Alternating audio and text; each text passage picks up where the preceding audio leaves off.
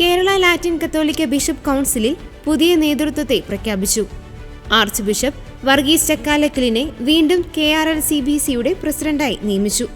കോഴിക്കോട് അതിരൂപതയുടെ ആർച്ച് ബിഷപ്പും കേരള കത്തോലിക്ക bishop council പ്രസിഡന്റുമായി അദ്ദേഹം സേവനമനുഷ്ഠിക്കുന്നു.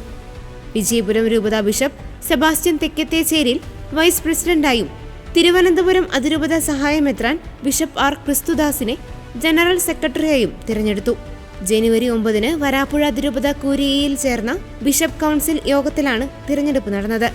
ക്രിസ്ത്യാനികളുടെ പിന്നോക്കാവസ്ഥയെക്കുറിച്ച് പഠിച്ച് പരിഹാര നടപടികൾ നിർദ്ദേശിച്ച ജസ്റ്റിസ് JB കോശി കമ്മീഷൻ സമർപ്പിച്ച റിപ്പോർട്ട് സർക്കാർ പ്രസിദ്ധീകരിക്കണമെന്നും മുൻഗണനാക്രമത്തിൽ ശുപാർശകൾ നടപ്പിലാക്കണമെന്നും കൗൺസിൽ ആവശ്യപ്പെട്ടു. തദ്ദേശ സ്വയംഭരണ സ്ഥാപനങ്ങളിലേക്കുള്ള തിരഞ്ഞെടുപ്പുകളുടെ അവലോകനവും വരാനിരിക്കുന്ന നിയമസഭാ തിരഞ്ഞെടുപ്പുകളെക്കുറിച്ചുള്ള സമൂഹത്തിന്റെ നിലപാടിനെക്കുറിച്ചുള്ള ചർച്ചകളും നടന്നു. വികലാംഗ സംവരണത്തിന്റെ പേരിൽ അധ്യാപക നിയമനങ്ങളിൽ തടസ്സങ്ങൾ പരിഹരിക്കുന്നതിനുള്ള പ്രഖ്യാപിത നിലപാട് നടപ്പിലാക്കണമെന്ന് കൗൺസിൽ സർക്കാരിനോട് ആവശ്യപ്പെട്ടു.